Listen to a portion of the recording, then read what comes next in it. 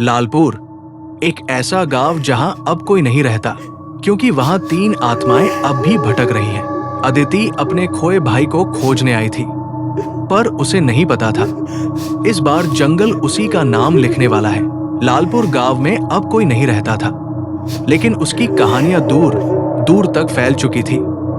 शहर से एक लड़की आई, अदिति, जो पैरानॉर्मल साइंस पढ़ती थी और श्राप तोड़ना उसका जुनून था।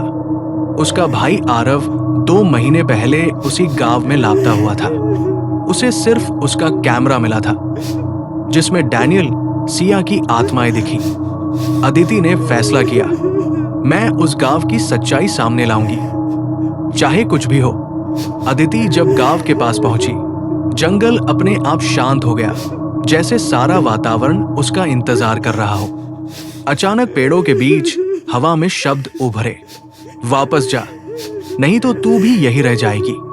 अदिति ने कांपते हुए कहा, आरव, मैं तुम्हें लेकर ही जाऊंगी। ये सुनते ही पेड़ों की शाखाएं हिलने लगी और रास्ता अपने आप खुल गया।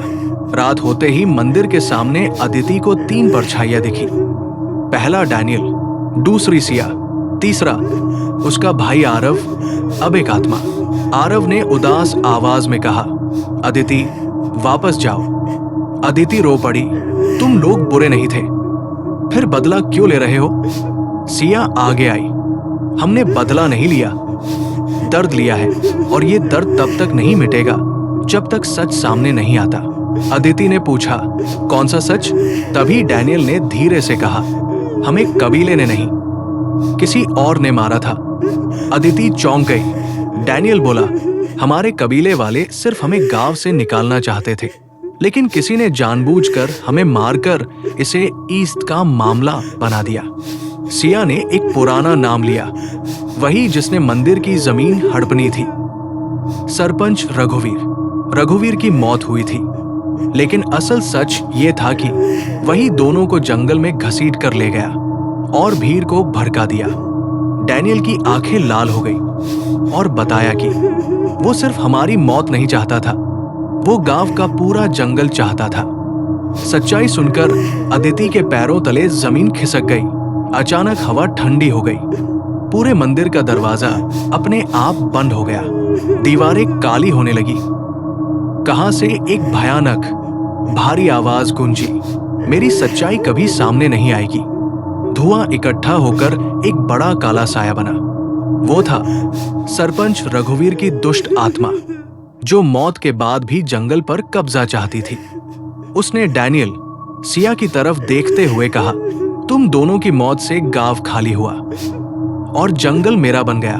अब डैनियल, सिया और रघुवीर की आत्मा के बीच एक अलौकिक युद्ध शुरू हो गया। आसमान लाल हो गया, जमीन कांपने लगी। धुएं और आग के बीच डैनियल आगे आया और कहा, आज ये सब खत्म होगा। रघुवीर की आत्मा ने शाखाएं डैनियल पर फेंकी, लेकिन सिया ने अपनी रोशनी से उन्हें रोक दिया। अदिति ने मंत्र पढ़ना शुरू किया, वो मंत्र जो उसने अपने भाई के कैमरे में सुना था, प्यार के वचन का मंत्र। जैसे ही उसने मंत्र पूरा किया, चारों तरफ सफेद रोशनी फैल गई। रघुवीर की आत्मा दर्द से चिल्लाई, नहीं, ये प्यार की शक्ति है, इसे मैं नहीं सह सकता। और वो राग बनकर हवा में उड़ गया।